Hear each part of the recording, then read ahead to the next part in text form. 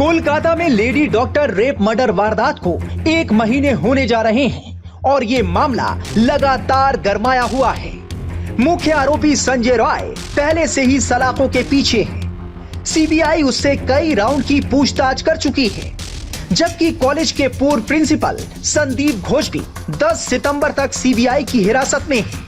उन पर वित्तीय अनियमितताओं के आरोप है। इन्हीं वित्तीय गड़बड़ियों के चलते 2 सितंबर की रात को सीबीआई ने उन्हें गिरफ्तार किया था। 3 सितंबर को जब सीबीआई घोष को कोलकाता के अलीपुर कोर्ट में पेशी पर लाई थी, उनके आने से पहले ही वहां बड़ी संख्या में लोग जमा हो गए थे। लोग बहुत उग्र और आक्रोशित थे। उनके आते ही कोर्ट परिसर में उनके चारों ओर विरोध प्रदर्शन शुरू हो गया।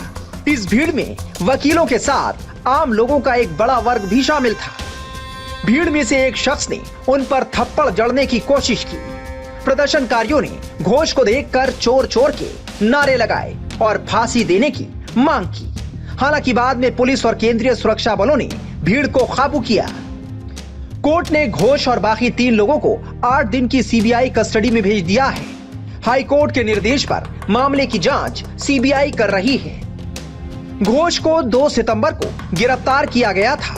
28 अगस्त को इंडियन मेडिकल एसोसिएशन ने संदीप घोष की सदस्यता रद्द कर दी थी। इसके बाद राज्य के स्वास्थ्य विभाग ने भी घोष को सस्पेंड कर दिया था।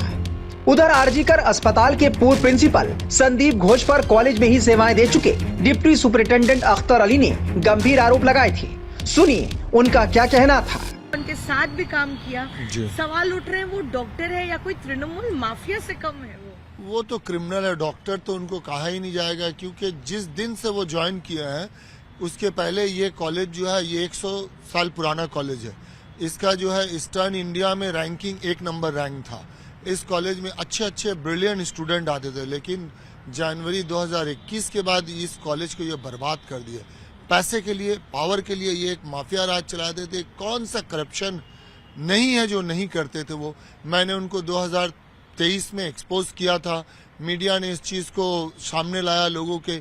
फिर मैंने जुलाई 2023 को उनके अगेंस्ट में विजिलेंस कमीशन एंटी करप्शन में कंप्लेन किया था।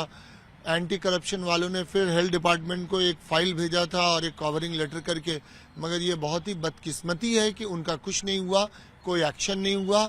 अभी लास्ट कल सिट कमेटी फॉर्मेशन किया गया है और आज से उसका इंक्वायरी शुरू हुआ। आज मुझे हेडक्वार्टर में बुलाया गया था, मैं जाके आया हूं और मैं अपना स्टेटमेंट भी दे के आया हूं। उन लोगों ने वीडियो रिकॉर्डिंग किया और मैंने कहा कि जब भी मुझे बुलाया जाएगा मैं कोऑपरेट करूंगा।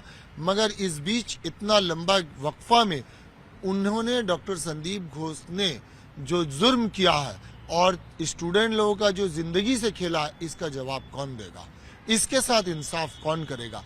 कई स्टूडेंट का उन्होंने लाइफ बर्बाद कर दिया। बहुतों का उन्होंने इंटर्नशिप कंप्लीशन सर्टिफिकेट नहीं दिया।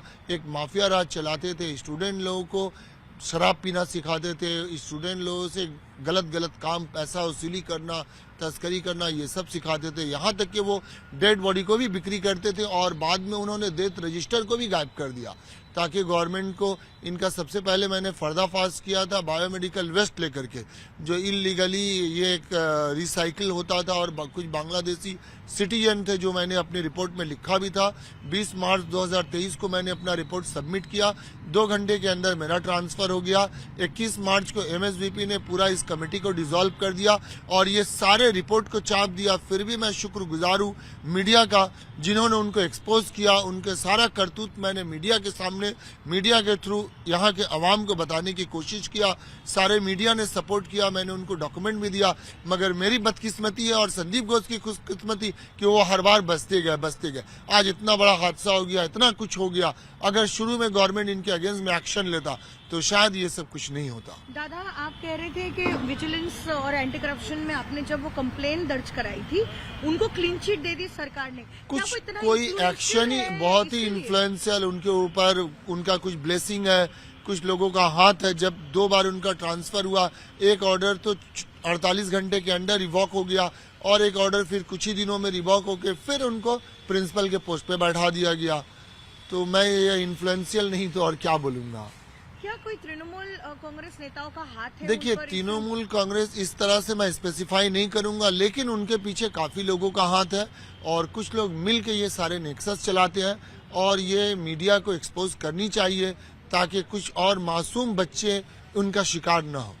दादा, आपने अपने कंप्लेंट में लिखा है कि जो अनक्लेम्ड डेड बॉडीज होती है, हाँ, उनके साथ वो क्या मतलब अनक्लेम डेड बॉडी भी वो बेचते थे और कुछ प्राइवेट मेडिकल कॉलेज जैसे ये अनक्लेम बॉडी वो वर्कशॉप के लिए दे देते थे, डिसेक्शन के लिए, और डेथ रजिस्टर ही वो गायब कर दिए थे ताकि इसका कोई रिकॉर्ड ही नहीं मिले, क्योंकि उनके अगेंस्ट में कंप्लेन भी ताला पीएस में हुआ था, ये पीआईएल भी हुआ था, मगर ये है कि ये इतना इन्फ्लुएंशियल है कि हर जगह से ये बसते गया।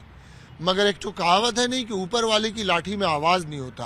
आप जितना भी जुर्म करेंगे एक दिन आपको यहीं पे हिसाब दे के जाना होगा। अख्तर अली का कहना था कि उन्होंने संदीप घोष के खिलाफ कई बार आवाज उठाई, लेकिन उनकी आवाज दबा दी गई, क्योंकि कोई भी ये सब काम अकेला एक आदमी कर नहीं, और सब मिलजुल के खाते थे और उनके ऊपर भी कुछ लोग हैं, उनके नीचे भी बहुत लोग काम करते थे। मैं चाहता हूं सबों का पर्दाफाश हो और इंसाफ हो और इस तरह का लोगों को सजा मिलनी चाहिए। उनको तो इमीडिएट सस्पेंड करके कस्टडी में लेके पूछताछ करनी चाहिए। वो एक समाज के लिए जो पॉइजन है। दादा, एक बांग्लादेश का भी एंगल सामने आ रहा है, वो बायोमेडिकल वेस्ट का कुछ हाँ, बांग्लादेश के लोगों को दो एक पांचू और रवि बोल के था, वो बांग्लादेशी सिटीजन, वो ये माल को खरीदता था और फिर इसको वो रिसाइकिल करता था। लेकिन बायोमेडिकल वेस्ट को तो रिसाइकिल करना नहीं होता है। नहीं होता, लेकिन ये डॉक्टर संदीप घोष जैसे लोग करवाते थे पैसे की लालच में। ये तो इंसान है या क्या मुझे पता नहीं, क्योंकि ये इंसान और इंसानियत दोनों के लिए खतरनाक है। कभी किसी को हेपेटाइटिस हो सकता है, HIV हो सकता है, कोई भी इन्फेक्शियस डिजीज हो सकता है। इसीलिए मैंने हिम्मत किया ये लड़ाई लड़ने के लिए और मैंने उनको एक्सपोज किया। तो बायोमेडिकल वेस्ट जो बांग्लादेशी नागरिक खरीदते थे वो क्या बांग्लादेश फिर वो ले जाते थे? मतलब क्या होता था ये जो बांग्लादेशी जो पूरा एंगल सामने आ रहा है?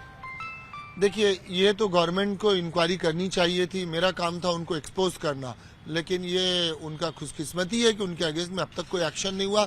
फिर भी मैं सरकार का शुक्रगुजार हूं कि कल एक सिट कमेटी गठन हुआ है और सिट कमेटी बहुत एक्शन में है और आज से ही उन्होंने इंक्वायरी शुरू कर दिया। कल मुझे लेट नाइट मैसेज मिला था, मैं सुबह हाजिर हो गया और मेरे स्टेटमेंट भी रिकॉर्ड हुए और मैंने पूरा कोऑपरेट किया और मैं बोल के आया हूं कि जब भी मुझे बुलाएंगे, जरूरत पड़ेगी, मैं बिल्कुल कोऑपरेट करूंगा। सर, कुछ ऐसी भी खबरें सामने आ रही कि अस्पताल में जो एक्सपायरी वाली मेडिसिन होती थी, क्या वो जूनियर डॉक्टर और इंटर्न पर दबाव बनाते थे कि उसका जो है इस्तेमाल किया जाए, जो एक्सपायर्ड मेडिसिन थी? देखिए, ये तो अभी इसलिए क्योंकि मैं 1 साल पहले वहां से आ गया, फिर मेरे एब्सेंस में क्या हुआ वो मेरे लिए बताना मुश्किल है, मगर मैं जब था जो स्कैम था सबों का पर्दा मैंने फाश किया, क्योंकि ये समाज के लिए भी क्षतिकारक था, इंसानियत के लिए भी। तो मुझसे जो बन पड़ा, मैंने अपने ऊपर बहुत अत्याचार सहा, मगर मैं उस अत्याचार को कभी किसी को नहीं बताया कि मुझे मारने की धमकी दिया गया, मेरे परिवार को टारगेट किया गया, मेरा सर्विस ब्रेक हो गया, मुझे पेंशन, ये सब शिकायत मैंने इसलिए नहीं किया कि मैं चाहता हूँ इंसाफ हो, लोगों को इंसाफ मिल जाए, मेरे लिए यही बहुत है।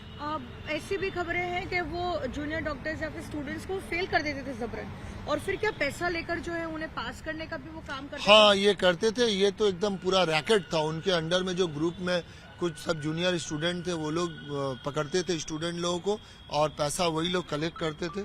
तो सर, क्या वो सुनते थे कि 20 सिक्योरिटी गार्ड, हाँ, 20 सिक्योरिटी गार्ड हाँ लेके और प्लस 4 बाउंसर लेके घूमते थे। अख्तर अली ने संदीप घोष पर जो आरोप लगाए हैं उनमें अस्पताल में लावारिस लाशों की तस्करी, बायोमेडिकल कचरे के निपटान में भ्रष्टाचार, निर्माण निविदाओं में भाई भतीजेवाद जैसे आरोप शामिल हैं।